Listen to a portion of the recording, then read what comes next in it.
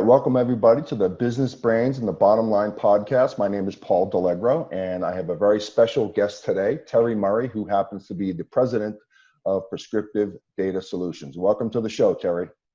Thank you, Paul. Thanks for letting me be here. Now, in the spirit of full disclosure, I happen to work with Terry, so we've known each other a long time. And one of the reasons I want to have you on, Terry, you and I go way back, and you're probably a big reason why I work at Prescriptive, and I've always liked your style.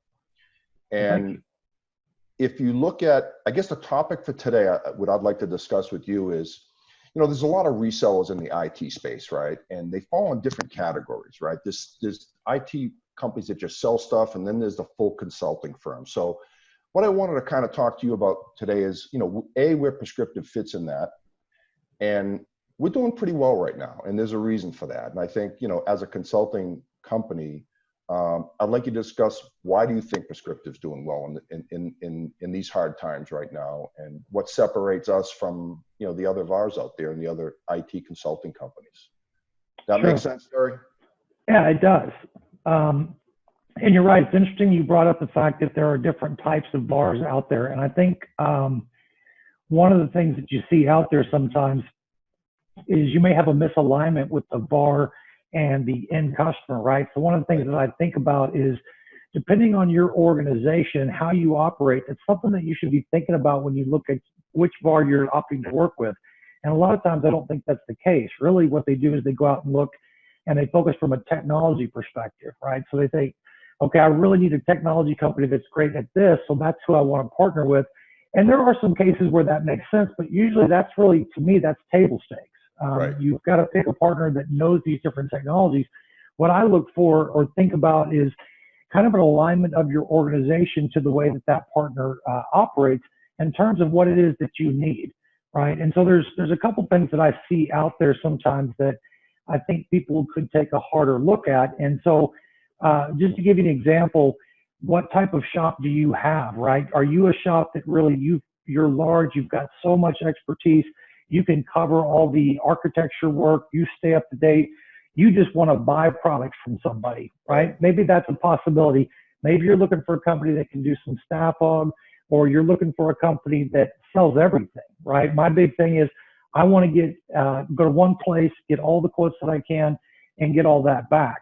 And the reality is, for most of our customers and most of the businesses out there, they don't have all that internal expertise. They don't have an infinite amount of resources. So you've got to find a partner that in the areas that they work in, they can provide those resources and bring them to bear on the different challenges that you have. So I think that's one of the things. One of the other things that I see sometimes, I would call, again, a little bit of a misalignment, is that there's this idea out there that somehow your size or your relationship with the vendor has something to do with the pricing that you can provide.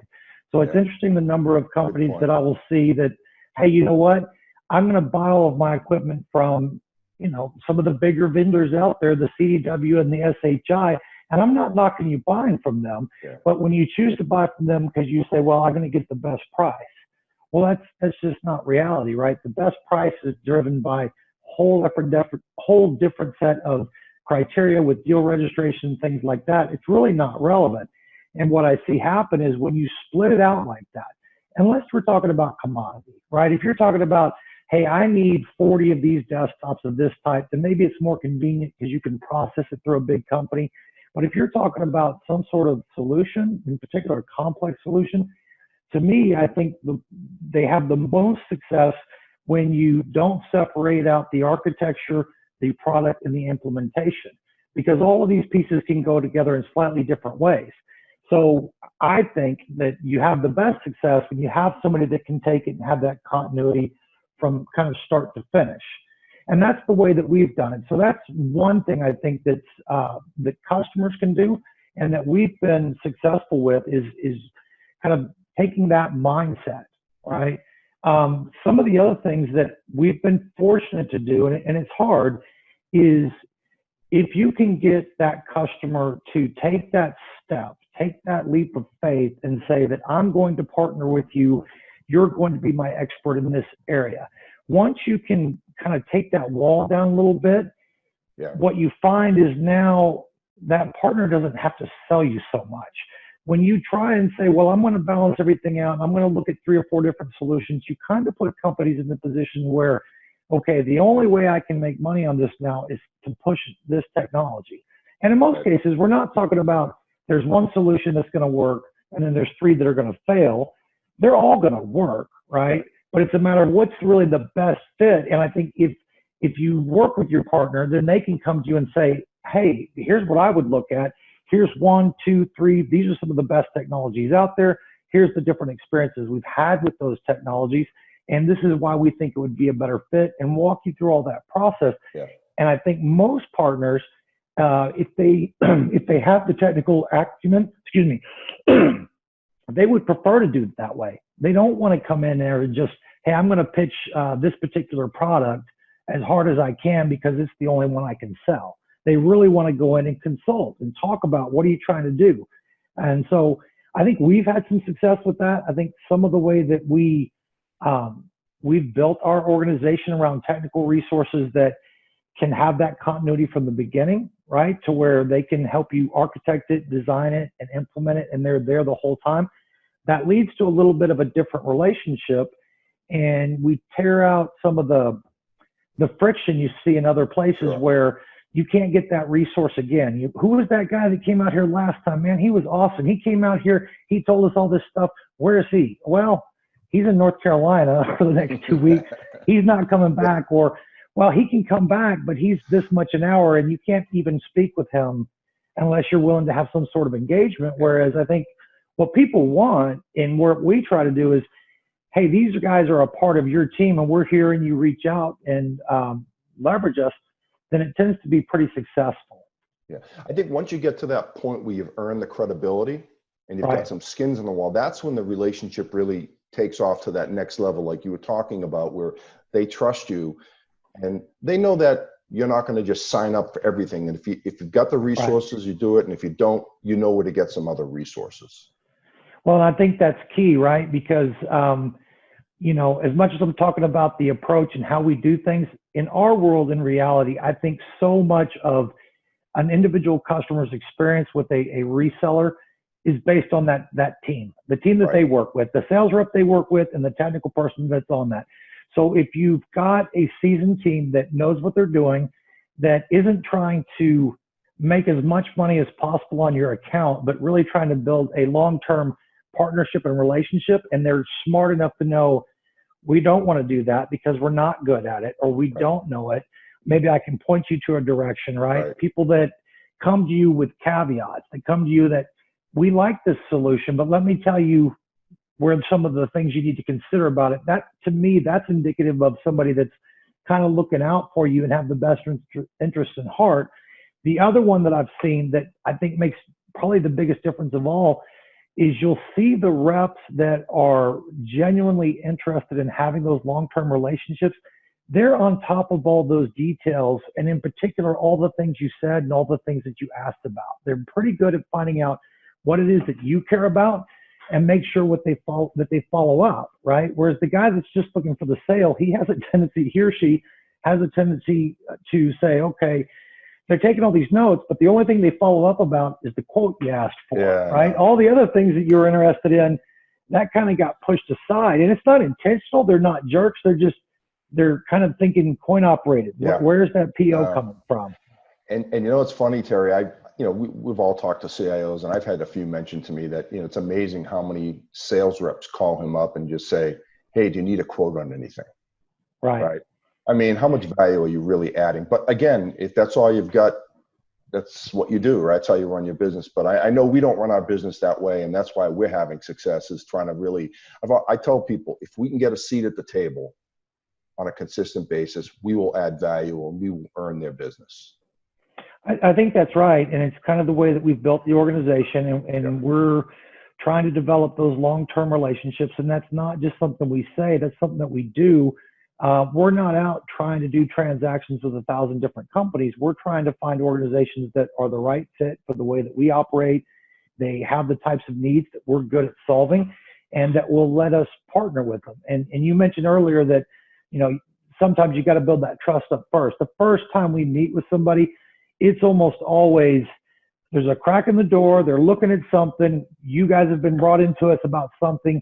Let's see how you do, right? And then if you give it a shot and you consistently perform and do what you said you were going to do and execute, then it starts to build and build to where they feel like, okay, we can trust these guys. Right.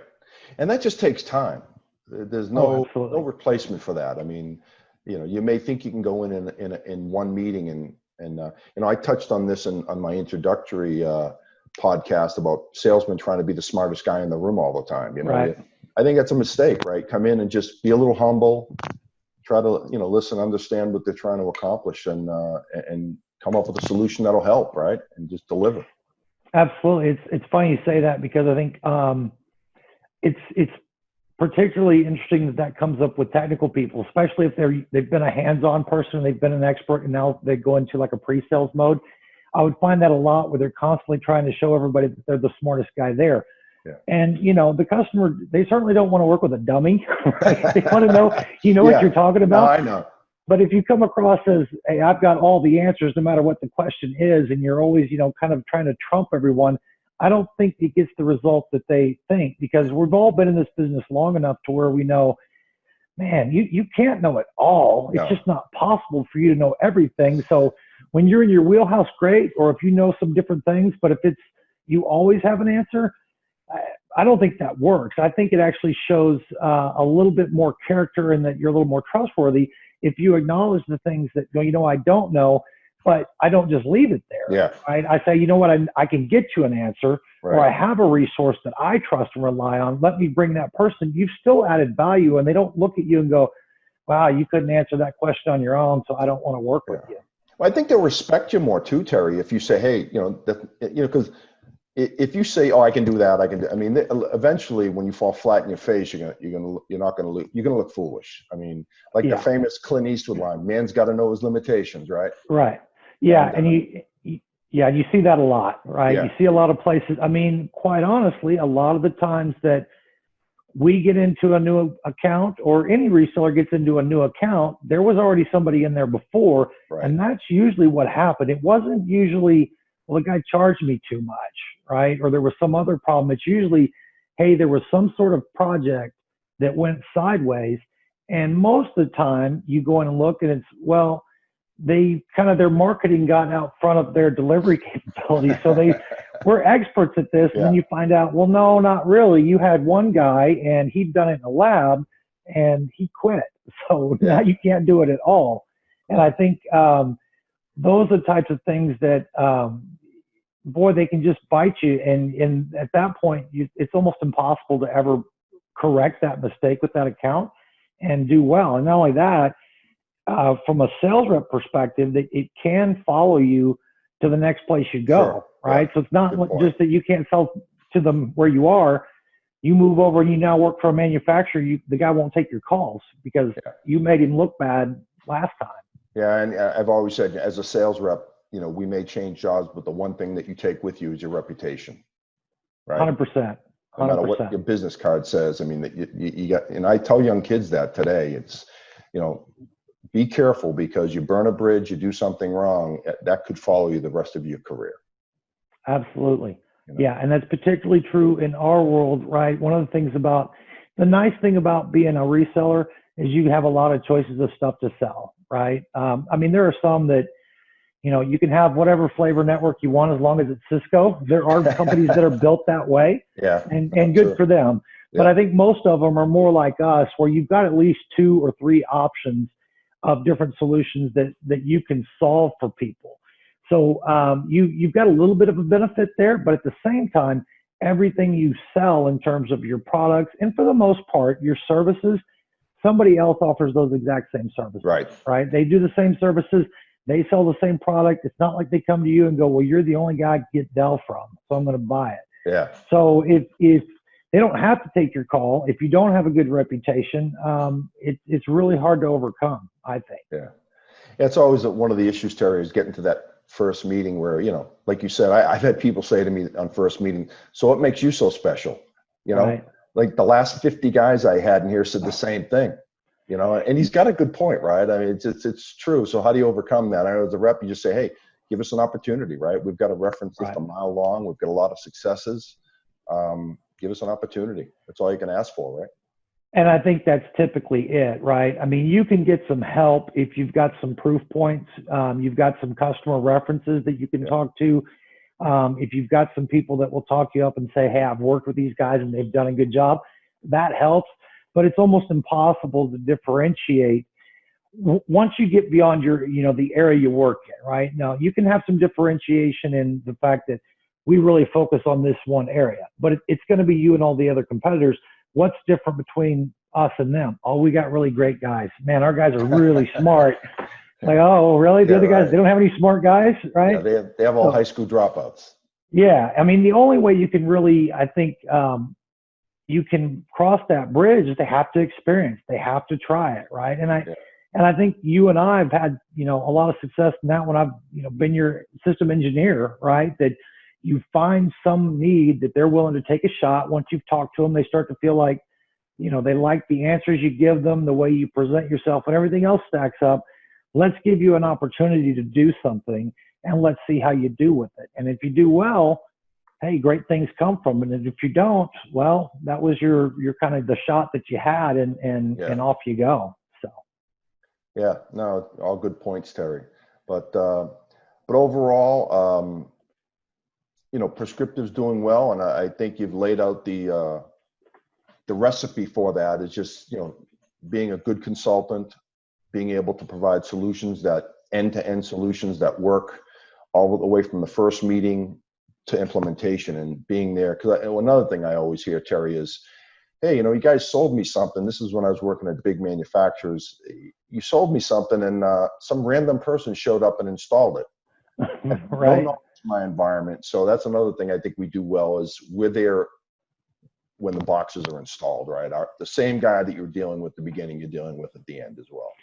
Yeah, that continuity, and that's hard to beat, right? And I think that's one of the problems, and not to pick on the manufacturers, right, but it's something that they struggle with because they just can't operate that way. They're too big. Right? They are, and it's just not possible. So you see them trying to really cookie cutter like the work that's going to be done and who's the resource that's available.